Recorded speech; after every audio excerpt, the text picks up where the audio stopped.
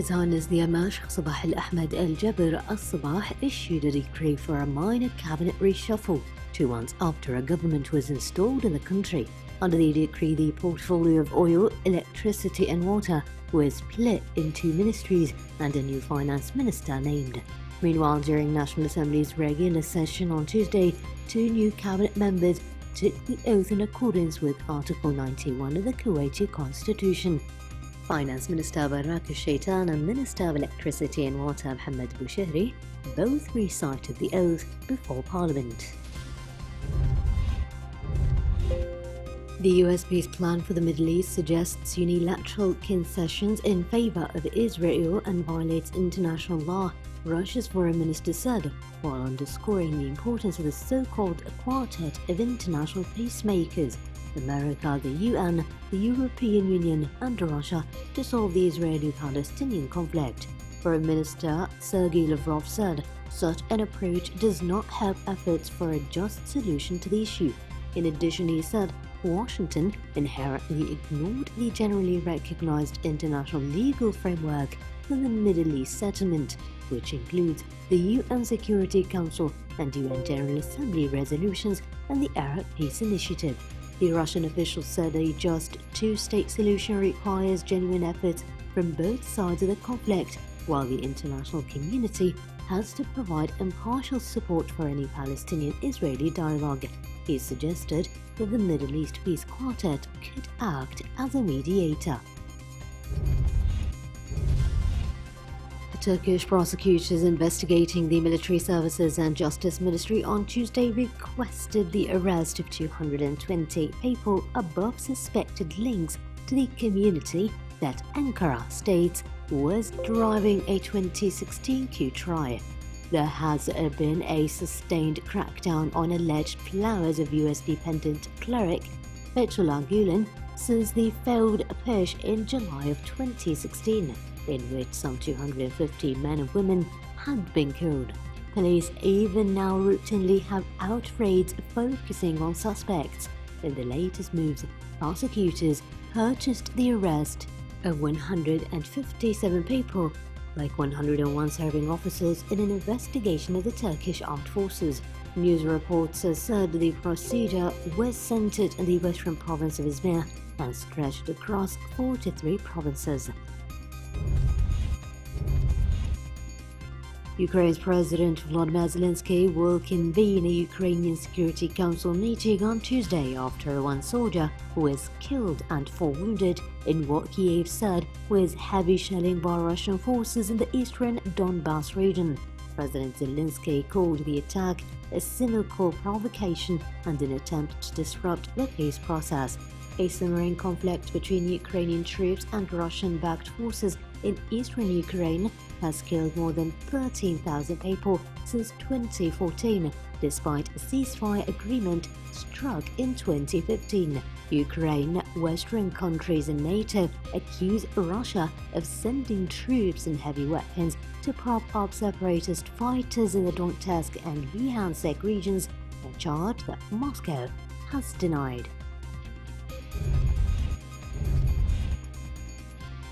Senior German conservative lawmaker Norbert Röttgen has put himself forward as a surprise candidate to take over as leader of Chancellor Angela Merkel's Christian Democrats, or CDU, further complicating the party's chaotic succession planning. Last week, Annegret Kramp-Karrenbauer, Chancellor Merkel's protege, threw the party into turmoil by saying she would not stand as Chancellor in the next federal election due by October 2021 and announcing that she would give up the CDU party chair. Röttgen's unexpected move makes him the 4th contender for the post of party leader. China reported 1,886 new virus cases and 98 more deaths in its update Tuesday on a disease outbreak that has caused mild illness in most people, an assessment that promoted guarded optimism from global health authorities. The update raised the number of deaths in mainland China to 1,868 and the total confirmed cases to 72,436. On Monday, the Chinese Center for Disease Control and Prevention published a study of earlier cases of the disease, finding that more than 80% of people infected had mild illness, and the number of new infections seems to be falling since early this month. The head of a leading hospital in China's central city of Wuhan, the epicenter of the coronavirus outbreak, died of the disease on Tuesday, while South Korea announced an economic emergency when Singapore Airlines slashed flights. Chinese state television said Liu Ziming, the director of Wuhan Wuchang Hospital, died the seventh health worker to fall victim. The hospital was designated to solely treat virus-infected patients. Singapore Airlines Limited said it would temporarily cut flights across its global network in the 3 months to May as the epidemic hits demand for services to the Asian city-state, as well as through the key transit hub. The UK must have the ability to set laws that suit us, the Prime Minister's chief Brexit negotiator has said in a speech in Brussels. David Frost has set out the UK's stance ahead of post-Brexit trade negotiations due to start next month. He dismissed the idea an EU court would have a rule in future trade disputes, saying Britain only wants what other independent countries have. It comes as France warns Britain to expect a bruising battle during talks. The Trump administration is considering changing US regulations to allow it to block shipments of chips to Huawei Technologies from companies such as Taiwan's TSMC, the world's largest contract chip maker. New restrictions on commerce with China's Huawei are among several options to be considered at high-level US meetings this week and next. According to officials, the chip proposal has been drafted, but its approval is far from certain. The measure would be a blow to the world's number 2 smartphone maker, as well as to the TSMC, a major producer of chips for Huawei HiSilicon Unit and mobile phone rivals Apple Incorporated and Qualcomm Incorporated.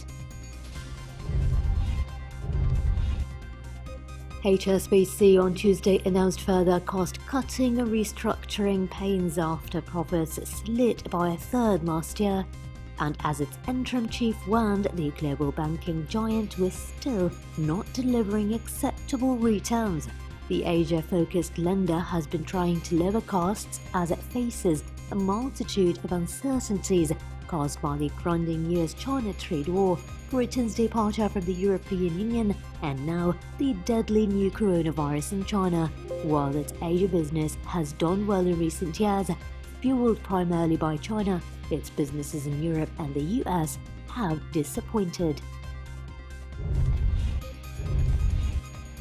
Formula One champion Lewis Hamilton and football superstar Lionel Messi shared the Laureus Sportsman of the Year award at Monday's ceremony in Berlin. Hamilton, a 6-time world champion, and Barcelona star Messi share the award for their achievements in 2019. This is the first time a footballer has won the award and also the first occasion in the event's 20-year history when the jury reached a tied decision. Indian legend Sachin Tendulkar, the highest run scorer of all time in international cricket, had the support of a cricket-crazy nation to win a fan vote for the best sporting moment for the last 2 decades at the Laureus Awards in Berlin on Monday. In his 6th and final one-day International World Cup in 2011, Tendulkar finally got his hands on the title as India won on home soil. It was the veteran Tendulkar's 6th shot at a one-day International World Cup at home, and he'd made it clear it would be his last. Snow-capped peaks used to be clearly visible from the streets of Almaty and Bishkek, 2 of the largest cities in Central Asia that both lie in plains surrounded by mountains. But now a heavy cloud of dark smog often blots out the view as air pollution regularly soars the level comparable to those in New Delhi and Lahore, even though Almaty and Bishkek have fewer people and industries than their Indian and Pakistani counterparts. In the Kyrgyz capital of Bishkek, a city of 1 million, and Kazakhstan's second city of Almaty, which is twice as large. The onset of winter prompts a surge in pollution as people burn coal and other dirty fuels in stoves to heat their homes. Two pilots have been held for making an almost vertical landing of an Airbus 380 at London's Heathrow Airport, defying gusts from Storm Dennis that had forced several British airports to cancel flights. In a video of the incident last Saturday that has gone viral, the Etihad plane, controlled by two people, can be seen hovering above the tarmac as it attempts a crab landing, a maneuver that sees pilots fly the plane into the wind, perpendicular to the runway. Winds of up to 80 km per hour were recorded at the international airport that day. United Arab Emirates-based Etihad Airways confirmed the aircraft had flown from Abu Dhabi to London.